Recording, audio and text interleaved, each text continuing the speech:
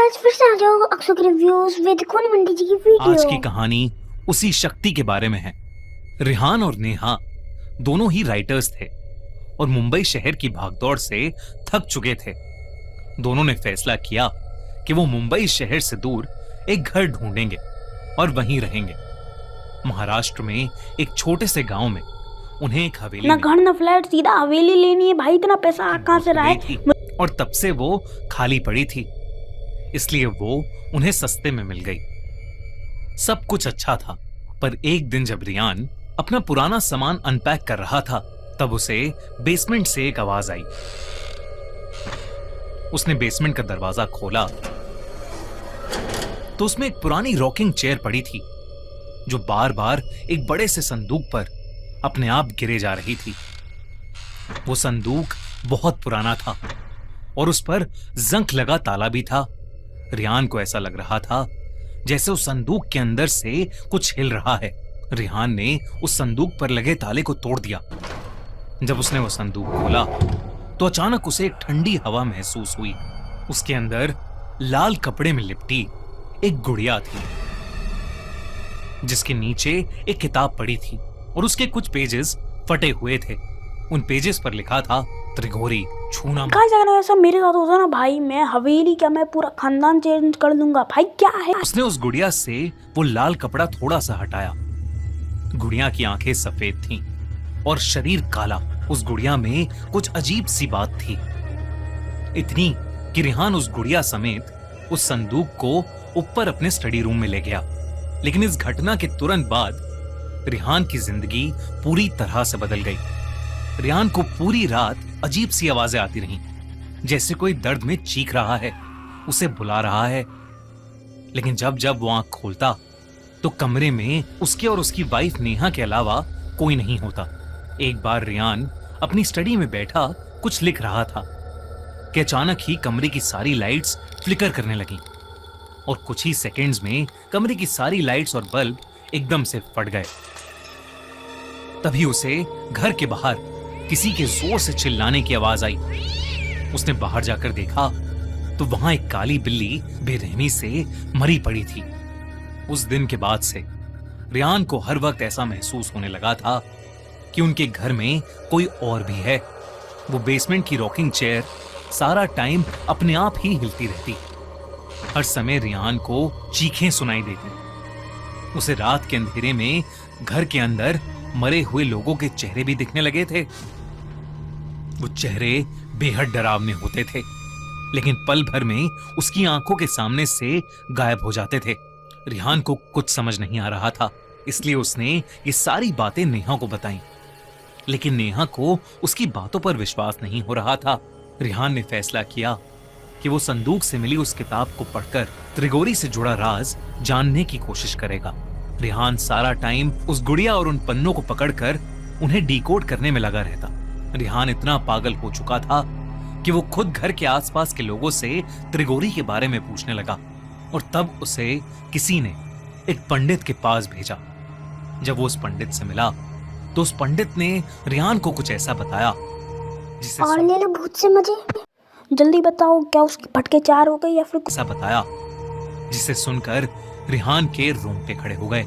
उसने बताया कि हर 100 साल में एक अजीब घटना होती है, जब चैत्र अमावस्या, चैत्र पूर्णिमा और बैसाखी अमावस्या एक ही महीने में आते हैं और तब एक बहुत ही भयानक काली शक्ति जाग उठती है, त्रिगोरी। ये 3 रातें 100 साल में एक बार जब अप्रैल के महीने में आती हैं तो अपने साथ एक तबाही लाती हैं। 1 अप्रैल चैत्री अमावस्या से लेकर 30 अप्रैल यानी बैसाखी अमावस्या तक अप्रैल शताब्दी का सबसे खतरनाक महीना बन जाता है और इस पूरे महीने को कहते हैं काल त्रिगोरी। त्रिगोरी अपने साथ एक ऐसा कहर लाता है जो सब कुछ बर्बाद कर सकता है। तो क्या ये सही में होता है? क्योंकि ये दिन बहुत करीब है भाई साहब। बर्बाद कर सकता है। उस पंडित ने रियान को बताया कि जिस गांव में रियान अभी रह रहा है, वहां 100 साल पहले एक काला जादू करने वाली औरत ने उसी लाल कपड़े में लिपटी गुड़िया का इस्तेमाल करके काल त्रिगोरी को अपनी नींद से जगाने की कोशिश की थी। और तब एक ही रात में पूरा का पूरा 500 लोगों का गांव मारा गया था। और आसपास के सारे गांव में सुनकर रिहान ने उसी पंडित से मदद मांगी। उस पंडित ने रिहान को 2 काली बिल्लियां दी और कहा कि वो अगले 2 दिन में उसके घर आएगा और त्रिगोरी को शांत करेगा। रिहान पूरा दिन घर में उस पंडित के बताए शुद्धिकरण के नुस्खे आजमाता रहता और उन काली बिल्लियों को 24 घंटे अपने पास रखता। रिहान नेहा से कहता कि ये काली बिल्लियां उनको घर की प्रेत आत्मा से बचाएंगी। नेहा से अब रिहान का पागलपन बर्दाश्त नहीं हो रहा था। 2 दिन बाद वो पंडित उनकी हवेली में आया। पूजा का सामान देखकर ही रिहान और नेहा की रूह कांपने लगी, क्योंकि उसमें इंसानी खोपड़ी, मरे हुए जानवर और ऐसी ही बेहद अजीब अजीब चीजें थीं। लेकिन उस पंडित ने रिहान को हिम्मत रखने को कहा। उसने हाथ में एक लाल कपड़ा लिया और उस लाल कपड़े से उस गुड़िया को निकाल के पूजा स्थान के बीचों बीच रख दिया। पंडित ने देरी न करते हुए पूजा शुरू की और मंत्र आवाहन से काल त्रिगोरी को शांत करने की कोशिश करने लगा। पूजा शुरू करते ही रिहान को बहुत तेज दर्द में किसी की चीखें सुनाई देने लगी। तभी रिहान और नेहा ने देखा कि गेट की दीवार के अंदर से एक बहुत ही डरावनी 10 फीट लंबी परछाई निकली है, जो उनकी तरफ आ रही है।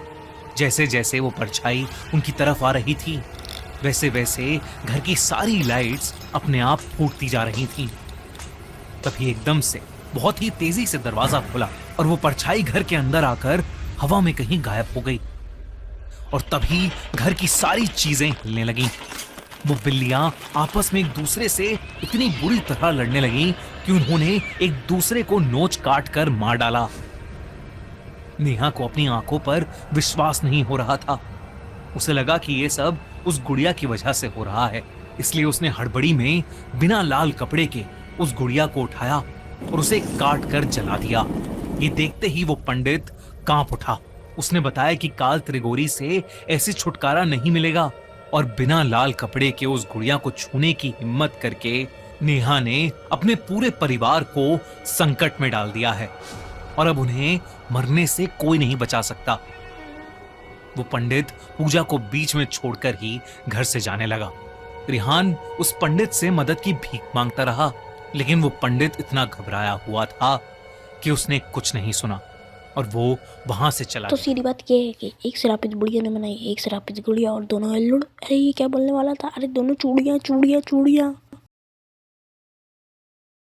कल आज की वीडियो यहीं खत्म होती है और चैनल को सब्सक्राइब कर दो। मिलते हैं नेक्स्ट वीडियो में।